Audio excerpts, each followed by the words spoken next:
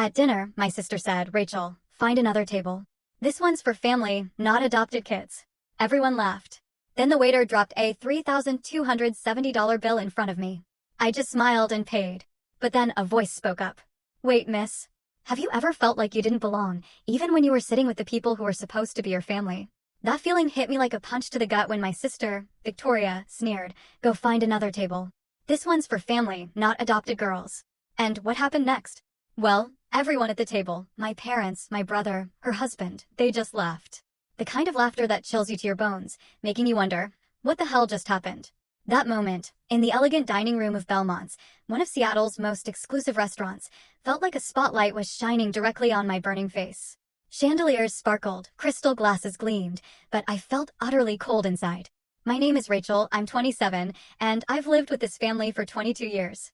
Ever since they adopted me when I was 5. 22 years of constant reminders that I was different, that I didn't truly belong, that I was simply less than.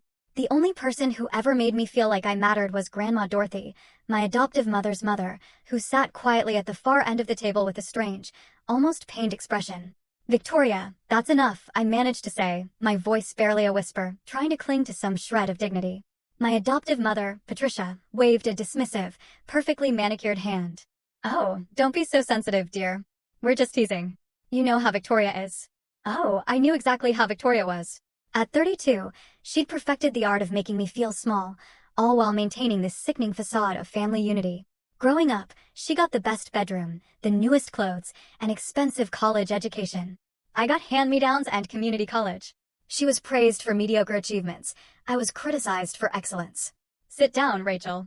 You're making a scene," my father, Gregory, ordered, his voice laced with impatience. So I sat.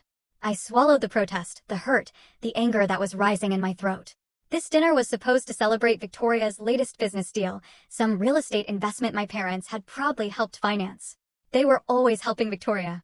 3 years ago, when I'd timidly asked for a loan to start my own graphic design business, they'd just laughed. "Be realistic, Rachel," my mother had said, as if my dreams were an inconvenience. The evening dragged on, conversation flowing around me like I was invisible. Victoria bragged about her new Mercedes. Kenneth, my brother, droned on about his promotion at the bank.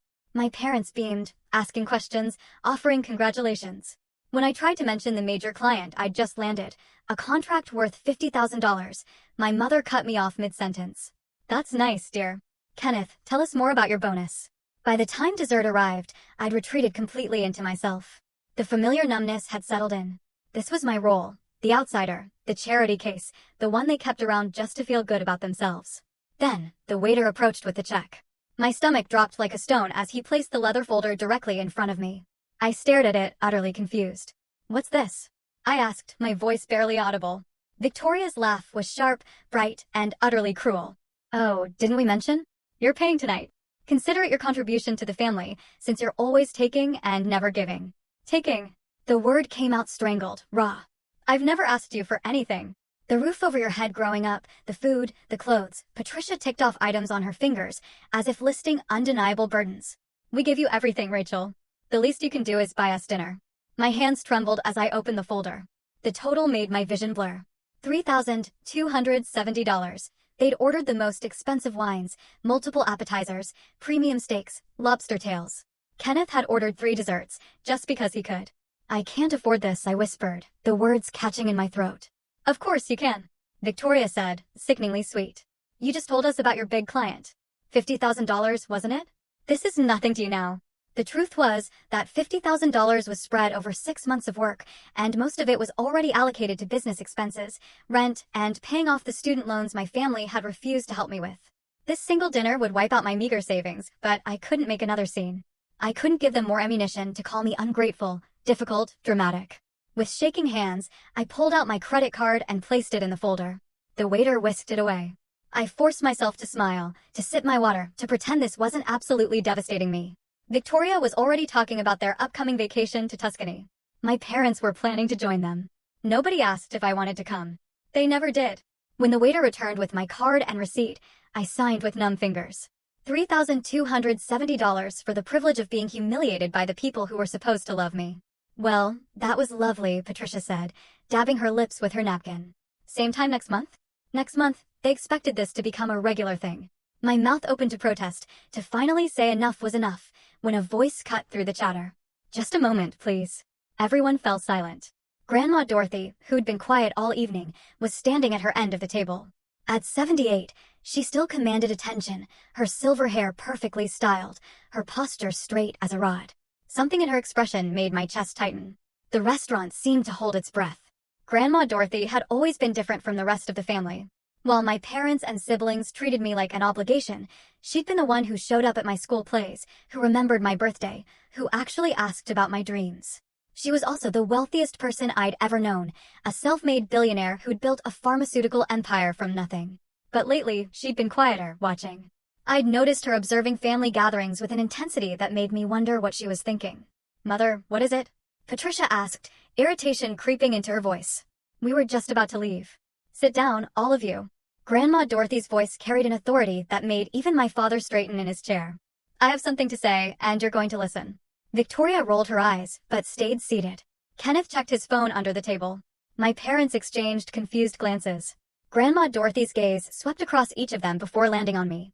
Something flickered in her eyes. Sadness, maybe, or deep disappointment in everyone else.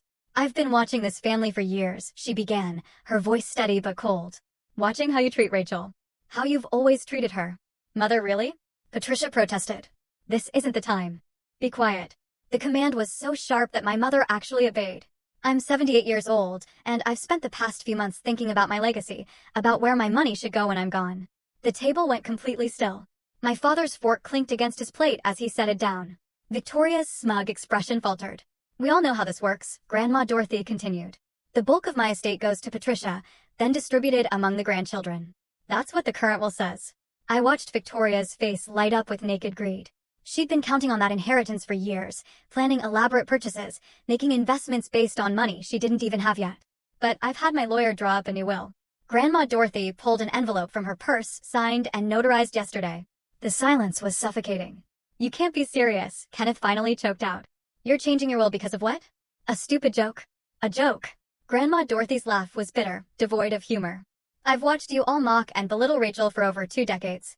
I've watched you exclude her, humiliate her, treat her like she's less than human.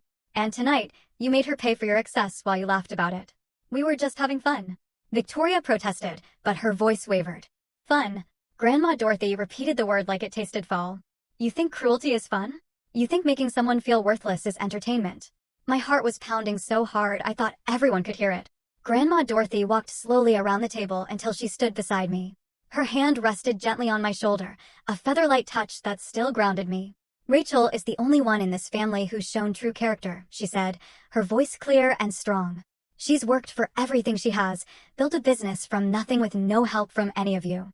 She's kind, talented, and resilient despite your best efforts to break her spirit." "Mother, you're being dramatic," Gregory said, but his voice lacked any conviction. "Am I?" Grandma Dorothy's eyebrows rose. "Patricia, when was the last time you asked Rachel about her life? Really asked and actually listened to the answer?" My mother's mouth opened and closed. "Kenneth, have you ever congratulated your sister on her accomplishments? Ever acknowledged her success?" My brother stared at his plate. "Victoria, have you spent even one day treating Rachel like family instead of a servant?" My sister's face flushed red with anger and embarrassment. Grandma Dorothy looked at each of them, her disappointment evident.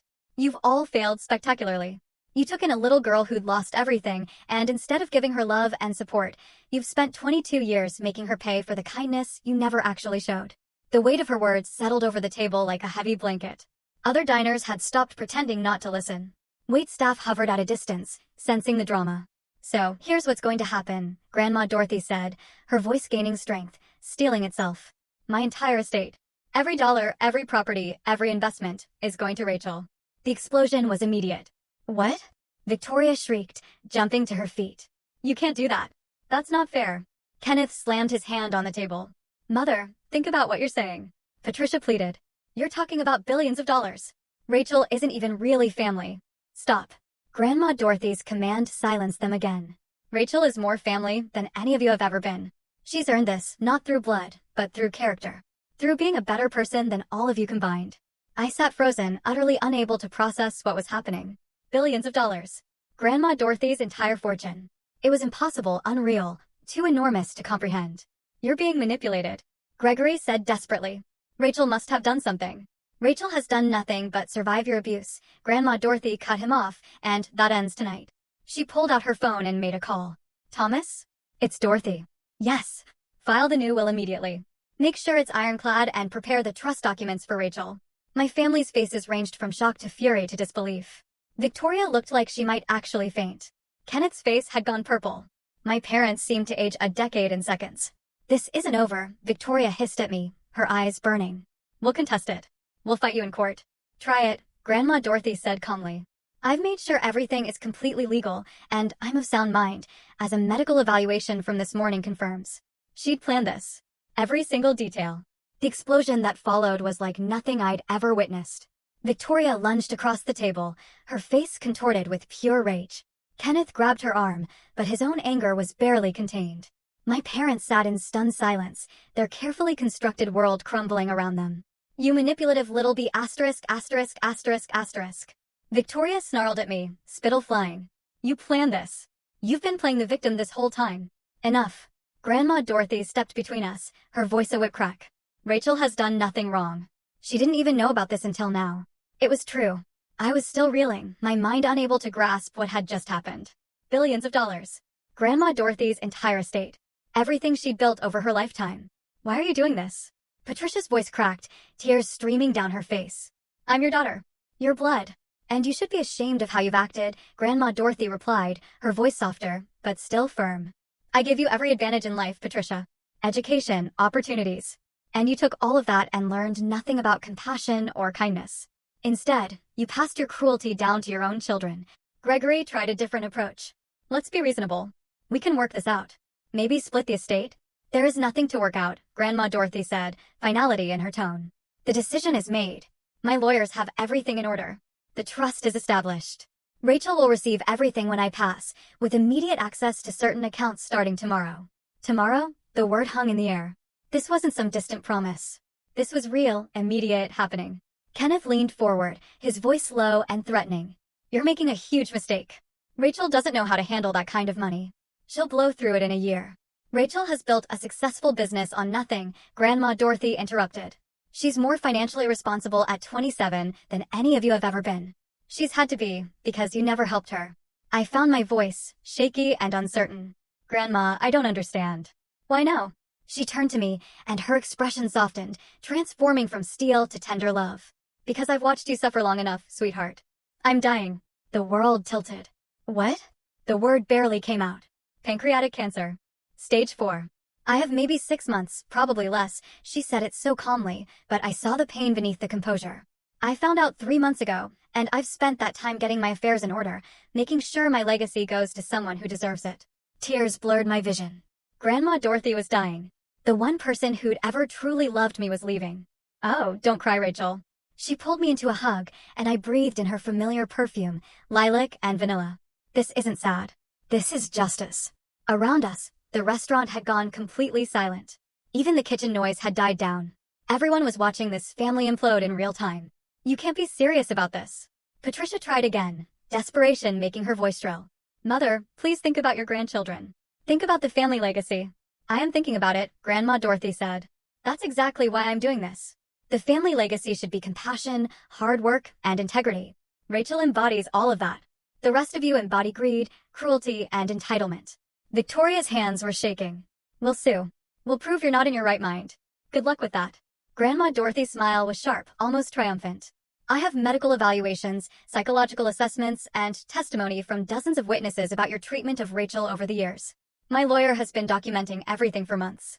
She'd been planning this carefully, methodically, protecting me, even as her own time ran short. I want to go home, I whispered. Of course, sweetheart. Grandma Dorothy kept her arm around me. Thomas is outside with the car. He'll take us both to my place. We have a lot to discuss.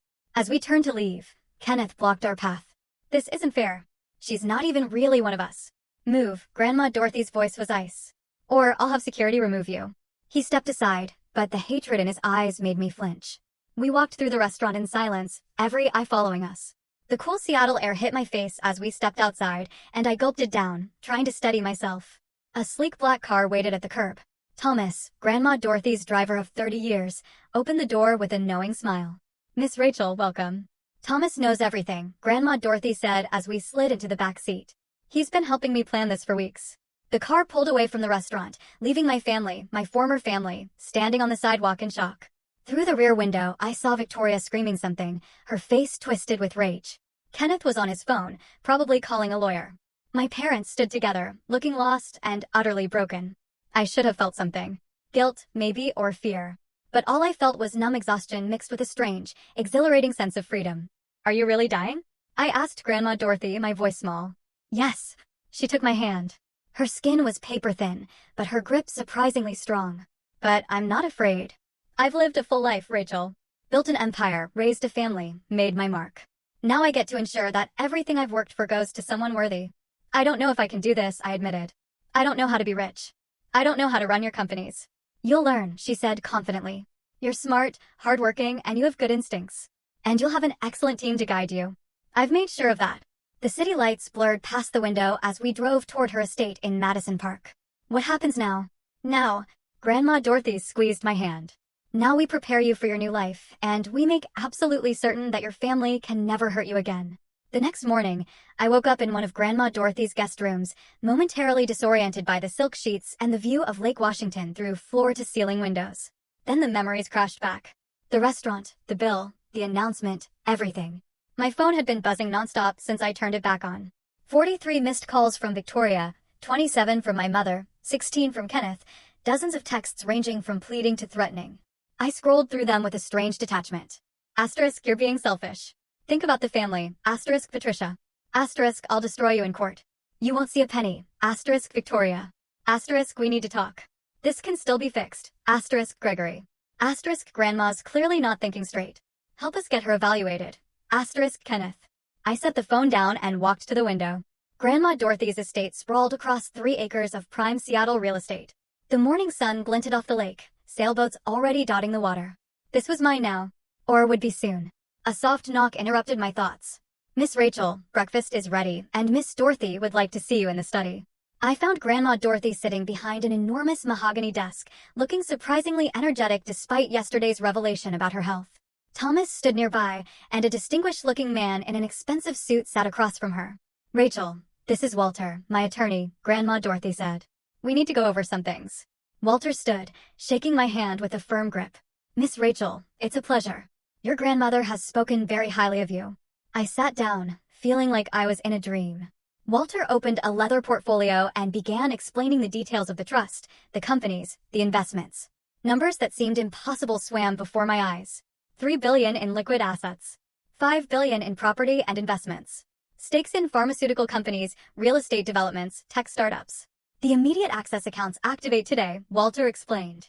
$5 million for your personal use while the trust is being finalized. Your grandmother wanted to ensure you had resources right away. $5 million for immediate use. I felt dizzy.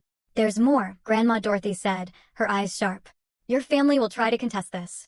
They'll claim undue influence, diminished capacity, anything they can think of. We need to be prepared. What can they actually do? I asked. Walter leaned forward. Legally, not much. Miss Dorothy has documentation proving her sound mind, including evaluations from 3 separate doctors. The will is ironclad. However, they can make the process difficult, drag it out in court, create negative publicity. Let them try, Grandma Dorothy said firmly. I've been documenting their treatment of Rachel for years. Every cruel comment, every exclusion, every incident of financial abuse. If they want a court battle, I'll bury them with evidence. My phone buzzed again. Victoria. I silenced it. There's something else you need to know, Grandma Dorothy said, and something in her tone made me tense. Your adoption wasn't quite what you think it was. The room seemed to tilt. What do you mean? She pulled a folder from her desk drawer, sliding it across to me. When Patricia and Gregory adopted you, they received a substantial sum of money, $750,000 to be exact. It was meant to cover your care. Education, everything you'd need growing up. I stared at the documents in the folder. Bank statements, transfer records. They took money for adopting me from a trust set up by your birth parents, Grandma Dorothy confirmed.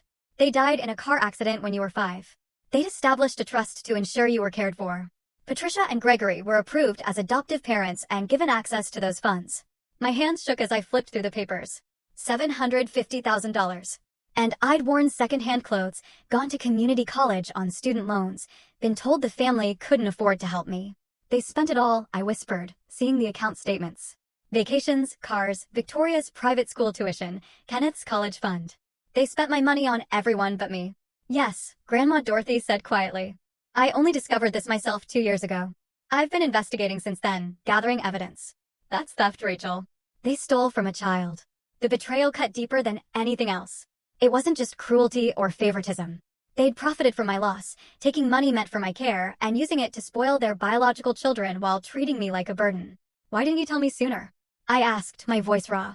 Because I needed to be sure. Needed all the documentation perfect and legal. And because... She paused, looking older suddenly. Because I knew that once you learned the truth, there would be no going back. Your relationship with them, toxic as it was, would be over completely. She was right. Any tiny part of me that had hoped for reconciliation, that had wondered if maybe I was too sensitive or ungrateful, died in that moment. They hadn't just been cruel. They'd been criminals. What do I do? I felt lost, overwhelmed. You let me handle it, Grandma Dorothy said. Walter has already filed a civil suit against Patricia and Gregory for misappropriation of trust funds. With interest over 22 years, they owe you approximately $2.3 million. My phone exploded with calls again. This time it was my father. Answer it, Grandma Dorothy said. Put it on speaker. Let's hear what he has to say. With shaking hands, I accepted the call. Rachel? Gregory's voice was desperate. Rachel, please. We need to talk. Your grandmother isn't thinking clearly. She seems perfectly clear to me, I said, my voice steadier than I felt. This is insane. You can't possibly think you deserve her entire fortune. You've been with us for 22 years, and suddenly you turn on us the moment money is involved. The moment money is involved? I repeated, a bitter taste in my mouth. You mean like the $750,000 you took for adopting me? The money you spent on everyone except me? Silence. Then I don't know what lies she's been telling you. Bank records don't lie, Dad. The word felt foreign, tainted. Walter has all the documentation. You stole from me. You both did. Patricia's voice came through the phone, shrill with panic. That money was for raising you. For housing you, feeding you. You gave me hand-me-downs and made me pay my own way through college, I said, the words pouring out. Years of suppressed anger. Meanwhile, Victoria got designer clothes and a full ride to a private university. Kenneth got a new car at 16. I got nothing. You're being ungrateful. Gregory tried. We gave you a home. You gave me a prison, I said, the words feeling powerful, liberating. You made me feel worthless every single day. And you did it while spending money that was meant for me. We'll fight this. Patricia threatened. We'll take you to court. Please do, Grandma Dorothy cut in. I'd love to see you explain the financial records to a judge. Explain how you took money meant for a grieving 5-year-old and spent it on luxury vacations. The call ended abruptly. They'd hung up, probably to call their own lawyer. I felt Walter's hand on my shoulder. Miss Rachel, I know this is overwhelming, but you need to understand. You hold all the cards here. They have no legal ground to stand on. They'll try anyway, I said. Of course they will, Grandma Dorothy agreed. But they'll lose. And when they do, you'll never have to see them again. 3 days later, the story hit the media. Somehow, and I suspected Victoria was behind it, the details of Grandma Dorothy's will change had leaked to the press. Billionaire disinherits family for adopted granddaughter, screamed the headlines. My phone wouldn't stop ringing with reporters wanting statements. I'd moved into Grandma Dorothy's estate temporarily, unable to face my apartment where my family knew the address. Thomas had retrieved my things, and I was living in a strange bubble of luxury and chaos. The public reaction was divided. Some praised Grandma Dorothy for rewarding character over blood. Others called me a manipulative gold digger who'd seduced an elderly woman for her fortune. The comment sections were brutal. Asterisk, she must have been sleeping with the old woman's lawyer or something. Gold digger alert. This girl knew exactly what she was doing. Good for Dorothy. Family isn't blood. It's how you treat people. That adopted girl is going to blow through billions in a year. Watch. Asterisk, I tried to ignore it, but the words burrowed under my skin. Was I wrong to accept this? Should I have refused Grandma Dorothy's gift? Stop reading those, Grandma Dorothy said, finding me hunched over my laptop in the library. She looked frilier than she had days ago. The cancer clearly progressing. People will always have opinions. Let them talk. They're calling me terrible things, I said, my voice small. They called me terrible things when I built my first company, she replied, settling into the chair beside me. Said I was too aggressive, too masculine, too ambitious. A woman couldn't possibly succeed in pharmaceuticals. I proved them wrong. She took my hand, her grip weaker now. You'll prove them wrong too, Rachel. Not by defending yourself, but by being exactly who you are, kind, hardworking, principled. That afternoon, Walter arrived with news. Patricia and Gregory have officially filed to contest the will. They're claiming diminished capacity and undue influence. Let me see, Grandma Dorothy said. Walter handed over the legal documents. I read over her shoulder, my anger building with every word. They claimed I'd isolated Grandma Dorothy from her family, that I'd manipulated a sick elderly woman, that I'd taken advantage of her declining mental state. This is ridiculous, I said. I didn't even know about the cancer until that night. We have evidence proving otherwise, Walter assured me, including testimony from medical staff, friends, business associates. They're grasping at straws. But something in Walter's expression made me nervous. What are you telling me? He exchanged a glance with Grandma Dorothy. Victoria has hired a private investigator. They're digging into your background, looking for anything they can use against you. My stomach dropped. There's nothing to find. We know that, Grandma Dorothy said. But they'll try to create something. Twist innocent situations. Take things out of context. As if on cue, my phone rang. An unknown number. Against my better judgment, I answered. Rachel, it's so good to finally reach you. The voice was unfamiliar, syrupy sweet. I'm Jennifer Cole from Seattle Scene magazine. I'd love to chat about your relationship with Dorothy. No comment, I said, moving to hang up. Wait, I just have a few questions about the allegations. What allegations? About your business? There are questions about where you got your startup capital. Some people are suggesting Dorothy funded it years ago. That you've been planning this takeover for a long time. My blood ran cold. That's not true. I built my business with my own money. Can you prove that? Do you have documentation? I hung up, my hands shaking. They're trying to create a narrative, Walter said grimly. That you've been grooming Dorothy for years. That everything you've accomplished was really her money. But it wasn't. I have loan documents, business records. We know, Grandma Dorothy soothed. And we'll prove it. But Rachel, you need to prepare yourself. This is going to get worse before it gets better. She was right. By evening, social media was flooded with theories. Anonymous accounts, probably my family, were spreading rumors that I'd failed out of community college, I'd graduated with honors, that my business was failing, it was thriving, that I'd had multiple affairs with wealthy older men. I'd barely dated in years. The cruelest rumor was that I'd somehow caused my birth parents' death to access their trust fund. I was 5 years old when they died, but facts didn't matter to internet trolls. I closed my laptop, feeling sick. Miss Rachel, Thomas appeared at the library door. There were reporters at the gate. Quite a few of them. I walked to the window overlooking the front of the estate. News vans lined the street. Cameras pointed at the house. My private life was now a public spectacle. This is what they want, I said quietly. They want me to crack. To do something that makes me look bad. Then don't give them the satisfaction, Grandma Dorothy said, her voice raspy but still fierce. We fight this the right way. With truth, with evidence, with dignity. That night, I couldn't sleep. I kept replaying moments from my childhood, Patricia telling me I was lucky they'd taken me in. Victoria laughing when I didn't get invited to her birthday party. Kenneth pushing me into the pool at a family gathering while everyone laughed. Every moment of exclusion, every casual cruelty, all building to this moment. Around 2 in the morning, my phone buzzed with a text from an unknown number. Asterisk, you're going to regret this. We'll destroy you. Victoria, threatening me from a burner phone. I screenshotted it and sent it to Walter. Evidence. Grandma Dorothy had taught me well. The next morning brought a new development. Kenneth showed up at the estate, somehow talking his way past security. I found him in the foyer arguing with Thomas. I need to see Rachel, he was saying. Please, it's important. It's okay, Thomas, I said, though my heart was racing. I'll talk to him. Kenneth looked terrible, unshaven, his clothes wrinkled, dark circles under his eyes. Nothing like the polished banker I'd grown up with. Rachel, please, he said. We need to fix this. The family is falling apart. The family fell apart a long time ago, I said, my voice flat. You're just noticing now because money's involved. That's not fair. I know we weren't always, I know we could have been better to you, but this. He gestured around the estate, cutting us out completely. That's too far. Too far. My voice rose despite my attempt to stay calm. Kenneth, you pushed me into a pool when I was 12, and I nearly drowned because I didn't know how to swim. Nobody taught me because swimming lessons were for real family. Victoria told everyone at school I was adopted because my real parents didn't want me. Mom forgot my birthday 3 years in a row.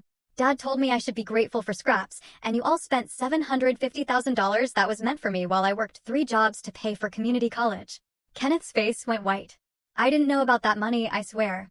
You didn't know because you never asked. The words poured out, years of pain finally finding voice. None of you ever asked about me, about my life, about whether I was okay. You want to fix the family? There's nothing to fix. It was broken from the start. Rachel, please. Get out, my voice was steady now cold. Get out of this house and don't come back. You're making a mistake, Kenneth said, but there was no conviction in it. When Grandma's gone, you'll have no one. I already had no one, I said. At least now I'll have resources to build an actual life. Thomas escorted Kenneth out. Through the window, I watched my brother walk to his car, shoulders slumped. For a moment, just a moment, I felt a pang of something. Not quite guilt, but a sad acknowledgement of what could have been if they'd chosen differently. That afternoon, Walter called an emergency meeting. His expression was grave. Victoria's legal team has found something, he said. Or rather, they claim to have found something. They're alleging that you forged documents related to your business, specifically contracts with clients. They're trying to paint you as dishonest, someone capable of manipulating Dorothy. That's insane, I said. All my contracts are legitimate. We know that, but they're filing a motion to delay the will proceedings pending an investigation. It's a stall tactic, but it could work. Grandma Dorothy's hand slammed on the desk, startling us both. Despite her frailty, anger gave her strength. Absolutely not, Walter. File an emergency motion to expedite. I want this settled before. She didn't finish the sentence. Before she died. Dorothy, you should rest, Walter began. I'll rest when this is done, she snapped. My granddaughter is being attacked by vultures masquerading as family. We end this now. Walter nodded and pulled out his phone, stepping away to make calls. Grandma Dorothy turned to me, her eyes fierce despite the exhaustion evident in her face. Rachel, I need you to do something for me. Anything. I'm holding a press conference tomorrow. I'm going to tell the truth, all of it, about the stolen money, the abuse, everything. But I need you to be there with me. The world needs to see you, hear from you directly. Terror gripped me. I can't. I'll say something wrong. You'll be perfect, she said firmly. Because you'll tell the truth. That's all you need to do. That night, I barely slept again. I kept rehearsing what I might say, then abandoning it. How do you sum up 22 years of pain in a few minutes? How do you make strangers understand? The press conference was scheduled for 2 in the afternoon at Grandma Dorothy's downtown office. When Thomas drove us there, the media presence was overwhelming. Cameras everywhere, reporters shouting questions, a crowd of onlookers documenting everything on their phones. Walter had prepared a statement, but when I looked at Grandma Dorothy, really looked at her, I saw how much this was costing her. She was dying, using her last reserves of strength to fight for me. The conference room was packed, cameras rolling, lights bright, the air thick with anticipation. Grandma Dorothy sat beside me at a long table, Walter on her other side. She looked small, but unbreakable. Thank you for coming, she began, her voice surprisingly strong. I'm here to address the rumors and allegations surrounding my will and my granddaughter, Rachel. She laid it all out, the documentation of abuse, the stolen trust fund money, years of emotional and financial manipulation. She showed bank records, medical evaluations proving her sound mind, testimony from business associates about her mental acuity, documentation of the abuse I'd suffered, photos, recordings, witness statements, and finally, Victoria's viral video confession. Some have suggested Rachel manipulated me, Grandma Dorothy said, her gaze sweeping the room. The truth is the opposite. My biological family manipulated her. They took a grieving 5-year-old child and used her as a punching bag for their own inadequacies. They stole from her, belittled her, and made her feel worthless. Despite all of that, Rachel built a life, a successful business. She became kind, compassionate, hardworking. Everything they are not. Then she gestured to me. Rachel would like to say a few words. My mouth went dry. Every eye in the room was on me. I could see the judgment, the curiosity, the skepticism. I cleared my throat. I don't know what to say that my grandmother hasn't already said. I never wanted this attention. I never wanted to be rich or famous or involved in legal battles. My voice steadied as I continued. I just wanted a family that loved me. I wanted parents who cared if I was okay. Siblings who celebrated my successes instead of mocking them. I wanted to belong somewhere. I looked directly at the cameras. I know some of you think I'm a gold digger, that I manipulated a dying woman for money, but I didn't even know about the inheritance until that night at the restaurant. I didn't know my grandmother was sick. I didn't know about the stolen trust fund money. All I knew was that once again, my family was humiliating me and demanding I pay for the privilege. Tears threatened, but I pushed through. My grandmother is giving me her fortune because she believes in who I am, not because I asked for it. And I'm going to honor that trust by being exactly who she sees, someone who builds things, helps people, and refuses to be cruel just because it's easier. The questions came fast and furious after that, reporters shouting, cameras flashing, but Walter fielded them expertly, and Grandma Dorothy sat beside me, her hand finding mine under the table. As we were wrapping up, Victoria burst through the doors. Security moved to stop her, but she was already shouting. This is all lies. She's brainwashed you all. Victoria's makeup was smeared. Her designer dress was wrinkled. She looked unhinged. I'm the real victim here. That adopted brat has stolen my inheritance. The cameras swiveled to her, capturing every second of her meltdown. "Miss Victoria," a reporter called out, "what about the allegations that your parents stole trust fund money meant for Rachel? That money was ours." Victoria screamed, completely losing it. "We earned it by raising her ungrateful ass." "You earned $750,000 for treating a child like garbage?" Another reporter shot back. Victoria realized her mistake too late. The cameras had caught everything. Her admission, her rage, her complete lack of remorse. "Get her out of here," Walter said to security as Victoria was escorted out, still screaming threats. I watched the reporters frantically typing on their phones. The narrative had just shifted. Victoria had given them the villain they needed, and it wasn't me. Grandma Dorothy squeezed my hand. "Well," she said quietly, a faint smile on her lips, "I don't think we could have planned that better if we tried." Despite everything, I almost smiled. Victoria had destroyed herself, and she'd done it on camera for the world to see. The video of Victoria's meltdown went viral within hours. By evening, it had been viewed over 10 million times. News outlets played it on loop, dissecting every word, every unhinged expression. Social media exploded with commentary. Asterisk, did she really just admit they took money for raising an adopted kid? This family is toxic. Rachel deserves everything. Victoria just destroyed her own case in under 60 seconds. Brilliant. That look on her face when she realized what she said? Priceless. Asterisk, the public opinion shifted overnight. What had been a divided conversation became a landslide of support for me and condemnation for my family. Memes spread. Commentary videos analyzed the situation. Legal experts weighed in, all agreeing that Victoria's admission had essentially torpedoed any chance of contesting the will. I watched it all from Grandma Dorothy's study, still processing. Walter sat across from me, looking pleased. "Their legal case just collapsed," he said. "Victoria's admission that they earned the trust fund money by raising you is essentially a confession to misappropriation of funds. Combined with the documentation we already have, they have no leg to stand on." "What happens now?" I asked. "Now their lawyers will try to do damage control, but it's too late. The court hearing is in 3 days. I'd be shocked if the judge doesn't rule in our favor immediately." He paused. "There's also the criminal aspect. The district attorney's office has reached out. They're considering fraud charges against Patricia and Gregory. Criminal charges. My parents could go to prison." Grandma Dorothy entered the study, moving slowly with Thomas supporting her arm. She'd declined rapidly since the press conference, the effort having drained her reserves, but her eyes were still sharp. "Don't look so worried," she said, settling into her chair. "They made their choices. Now they face the consequences. They're still my parents," I said quietly. "Or they were supposed to be." "They were never your parents," Grandma Dorothy said firmly. "Parents protect their children. Love them. Support them. What Patricia and Gregory did was exploitation. Pure and simple." My phone buzzed. Another message, but this one made my blood run cold. Asterisk, "I know where you live now. This isn't over." Asterisk, I showed it to Walter, who immediately made a call. "I'm getting a restraining order filed today and increasing security at the estate." "She's desperate," Grandma Dorothy observed.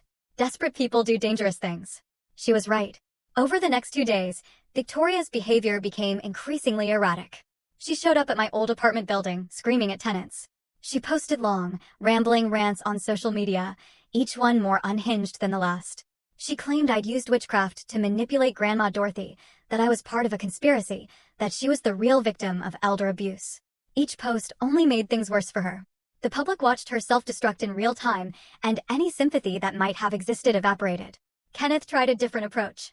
He went on a local news program, presenting himself as the reasonable middle ground. "Look, I think there were mistakes made on both sides," he said earnestly to the camera. "Yes, maybe we weren't as welcoming to Rachel as we should have been, but to cut the entire family out over childhood disagreements? That seems extreme." The interviewer wasn't buying it. "Mr. Kenneth, are you aware that your parents received $750,000 intended for Rachel's care, which they allegedly spent on your education and your sister's?" Kenneth's composure cracked. That money was for the whole family. Rachel benefited from it, too. She wore hand-me-downs while your sister got designer clothes. She took out loans for community college while you attended a private university, fully funded. How exactly did she benefit?" Kenneth ended the interview early, but the damage was done. The public saw through him. My father tried yet another tactic, appealing to sympathy. He gave a tearful interview about how he loved me like a daughter, how this was breaking his heart, how families should forgive each other.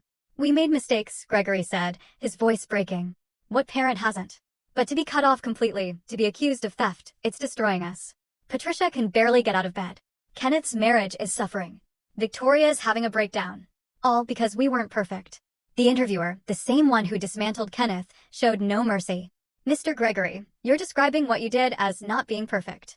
But investigators have documented years of emotional abuse, financial exploitation, and systematic exclusion of Rachel from family activities. This goes beyond imperfection. That's not abuse. That's just family dynamics. Every family has issues. Every family doesn't steal $750,000 from a child, the interviewer retorted. My father walked out too. But my mother's approach was the most calculated. Patricia hired a PR firm and gave a carefully crafted interview to a sympathetic journalist. She wore a simple dress, minimal makeup, positioned herself in soft lighting. She cried at all the right moments. I loved Rachel from the moment we brought her home, Patricia said, dabbing her eyes. She was this beautiful, broken little girl who'd lost everything. I wanted to give her a family, a home, love. Yes, we were stricter with her than with our biological children. Maybe that was wrong, but we were trying to prepare her for a hard world.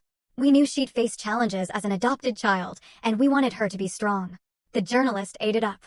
And the money? That money was meant for her care, and that's what we used it for. Housing, food, utilities. Raising a child is expensive. Maybe we should have documented every expense, but we were a family, not a business. She looked directly into the camera. Rachel, if you're watching, please know I love you. I always have. Can we please just talk, without lawyers, without the media, just mother and daughter? I watched the interview with Grandma Dorothy and Walter. When it ended, I felt sick. She's good, Walter admitted. This is the most sympathetic they've looked since this started. She's a liar, I said flatly. She never loved me. This is just another manipulation. I know, Grandma Dorothy said. But some people will believe her. The question is, do you care? Did I? I thought about it. A week ago, I might have cared desperately. I'd have wanted everyone to know the truth, to see Patricia for what she really was. But now? No, I said. I don't care what strangers think. The people who matter know the truth. Grandma Dorothy smiled. Good girl. The court hearing arrived on a gray Seattle morning. The courthouse was surrounded by media, protesters holding signs both for and against me, curiosity seekers hoping for a glimpse of the drama. Walter had arranged for us to enter through a private entrance, but I could still hear the noise outside. Grandma Dorothy looked frail in her wheelchair. We'd finally convinced her to use one, but her spine was still straight. I held her hand as we entered the courtroom. My family was already there. Patricia, Gregory, Kenneth, and Victoria sat at the defendant's table with their team of lawyers. Patricia had maintained the soft, sympathetic appearance from her interview. Gregory looked tired and defeated. Kenneth wouldn't meet my eyes. But Victoria stared at me with pure hatred. The judge, a stern woman in her 60s named Judge Morrison, entered, and everyone rose. This is a hearing regarding the will of Dorothy Hayes and the contest filed by Patricia Hayes and family, Judge Morrison began. I've reviewed the documentation submitted by both parties. Counsel, your opening statements. The family's lawyer went first, a slick man named Robert, who argued that Grandma Dorothy had been unduly influenced, that her illness had impaired her judgment, that the will should be set aside in favor of the previous version. Then Walter stood. He didn't argue or plead. He simply presented facts. Bank records showing the stolen trust fund money.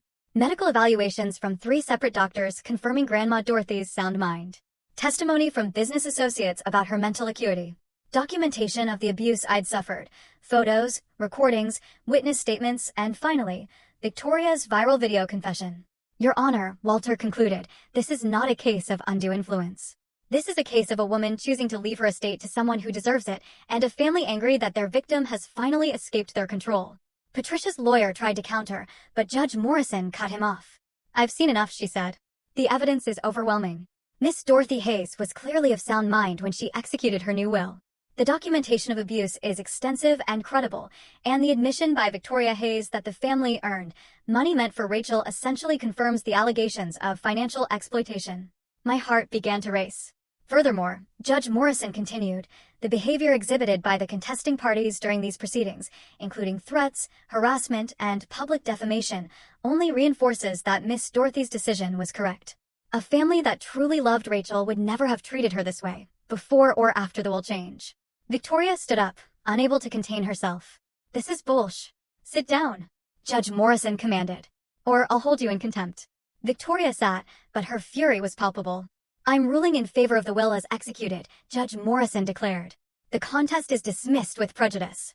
Furthermore, I'm ordering Patricia and Gregory Hayes to pay restitution for the misappropriated trust funds, $750,000, plus interest over 22 years, totaling approximately $2.3 million. They have 90 days to pay in full. The courtroom erupted. Patricia collapsed in her chair, sobbing. Gregory looked like he'd aged 10 years in 10 seconds. Kenneth put his head in his hands. Victoria started screaming obscenities until bailiffs escorted her out. I sat frozen, unable to process. Thought it was over. We'd won. Completely, decisively, irrevocably. Grandma Dorothy squeezed my hand. It's done, sweetheart. You're free. Media swarmed us as we left the courthouse, but Walter and Thomas created a barrier. I heard the questions being shouted. How did I feel? What would I do with the money? Did I have a message for my family? But I didn't answer. I just helped Grandma Dorothy into the car and let Thomas drive us away. Back at the estate, Grandma Dorothy was exhausted but satisfied. I can die happy now, she said, and the words hit me like a physical blow. Don't say that, I whispered. Please. Oh, Rachel. She cupped my face with her thin hands. I'm not afraid. I got to see justice done. I got to know my fortune will be used for good. That's more than most people get. Over the next 3 weeks, I watched Grandma Dorothy fade. She slipped in and out of consciousness. Sometimes lucid, sometimes lost in memories. I stayed by her side, holding her hand, telling her about my plans for the foundation. I wanted to start something to help adopted children who were being abused or exploited. That's perfect, she murmured during one of her clearer moments. Help others like you break the cycle. I will, I promised, tears in my eyes. I'll make you proud. You already have. Her smile was peaceful. You survived them, Rachel. You stayed kind when they were cruel. You worked hard when they tried to break you. You're everything I hoped you'd be. She died on a Tuesday morning with me holding her hand and the sun streaming through the window. Her last words were, thank you for being my real family. I stayed with her for a long time after, crying for the woman who'd saved me, who'd loved me, who'd given me a future. The only grandmother I'd ever really had. The funeral was private, just me, Thomas, Walter, and a few of Grandma Dorothy's close friends. My family wasn't invited, though Patricia tried to crash it and was turned away by security. In the weeks that followed, the full transfer of assets was completed. I was now the sole heir to a $3 billion fortune. The number was still incomprehensible, but I was determined to honor Grandma Dorothy's legacy. The first thing I did was establish the Dorothy Hayes Foundation for Adopted Children. Not because it sounded good or made me look charitable, but because I knew firsthand how many kids were trapped in situations like mine.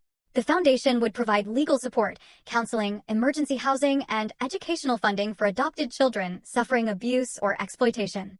The second thing I did was hire an excellent management team for Grandma Dorothy's companies. I wasn't ready to run billion-dollar corporations, but I could learn.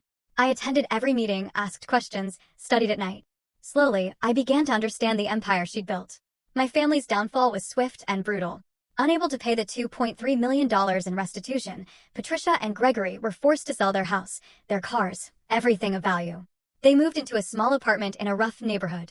Ironic, considering they'd always looked down on people they deemed beneath them. Gregory faced fraud charges for the trust fund theft and was sentenced to 3 years in prison. Patricia received 2 years. Kenneth, who'd benefited from the stolen money through his education, was required to pay back his portion, approximately $400,000. His marriage collapsed under the financial strain, and last I heard, he was working 2 jobs to make the payments. But Victoria's fate was the most satisfying. Her viral meltdown had destroyed any credibility she had. Her husband divorced her, taking their house and most of their assets. She'd invested heavily in a restaurant venture that failed spectacularly, leaving her deep in debt. The private investigator she'd hired to dig up dirt on me was now suing her for unpaid fees. She tried to write a tell-all book, but publishers rejected it after fact-checkers found it full of lies. She'd attempted to start a YouTube channel, but the comments were so brutal she deleted it. She'd even tried to reconcile with me, not out of genuine remorse, but desperate hope I'd give her money. I'd read her email once. Asterisk Rachel, I know we had our differences, but we're still sisters. Family forgives family. I'm struggling right now, and I know you're doing well. Maybe we could meet for coffee, talk about the past, and build a future together. Asterisk, I deleted it without responding. 6 months after Grandma Dorothy's death, I stood in the foundation's new headquarters. A beautiful building in downtown Seattle dedicated to helping children like I'd been. The walls were covered with photos of kids we'd already helped, stories of escape and new beginnings. Thomas stood beside me, having accepted a position as the foundation's operations director. Miss Dorothy would be proud, he said. I hope so, I replied. My phone buzzed. Another message from my family. They never stopped trying. This one was from Kenneth. Asterisk Rachel, Mom and Dad are struggling. Dad's in prison. Mom's barely surviving. I know you're angry, but they're still your parents. Can you find it in your heart to help? Asterisk, I typed my response carefully. Asterisk, they were never my parents. They were people who took money to raise me and instead used me as a punching bag for their inadequacies. I owe them nothing. But I'll make you a deal. I'll donate the exact amount they stole from me, $750,000, to a fund helping adopted children escape abusive families, in their names. That's the only legacy they'll have. Asterisk. I hit send and blocked his number. A year later, I was featured in a business magazine, not as the adopted girl who inherited billions, but as a CEO running multiple successful companies and a growing foundation that had helped over 500 children. The article focused on my work, my vision, my accomplishments. There was a small mention of my family drama, but it was in the past now. The narrative had shifted. I wasn't the victim anymore. Wasn't the gold digger or the manipulator. I was simply Rachel, a woman who'd survived, thrived, and chosen to help others do the same. I'd heard through mutual acquaintances that Victoria was working in telemarketing, barely making ends meet. That Patricia, released from prison, was living in a women's shelter. That Gregory was still incarcerated, his health failing. That Kenneth was bankrupt, his expensive education worthless, without the connections and money that had always propped him up. Part of me, the part that remembered being a hurt little girl, felt a twinge of something. Not quite satisfaction, not quite pity, just acknowledgement that actions have consequences. That cruelty eventually circles back. My family never recovered from their fall. Victoria's attempts to rebuild her life repeatedly failed, each venture collapsing under the weight of her reputation and poor decisions. Patricia and Gregory lived out their remaining years in poverty and isolation, their biological children too consumed with their own struggles to help.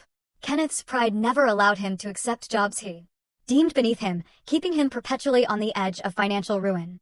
They'd built their lives on a foundation of cruelty and entitlement. And when that foundation crumbled, they had nothing left to stand on. As for me, I built something lasting from the ashes of that painful past. Each child the foundation saved, each life changed, each cycle of abuse broken.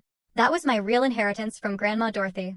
Not the money, but the understanding that sometimes the best revenge isn't destruction. It's becoming everything they said you couldn't be. And watching them destroy themselves while you're busy building something beautiful? That was simply justice taking its natural course. So, tell me, if you were in my shoes and faced with such blatant betrayal, would you have found the strength to walk away and build your own legacy, or would you have chosen a different path? I'm genuinely curious to hear what you think.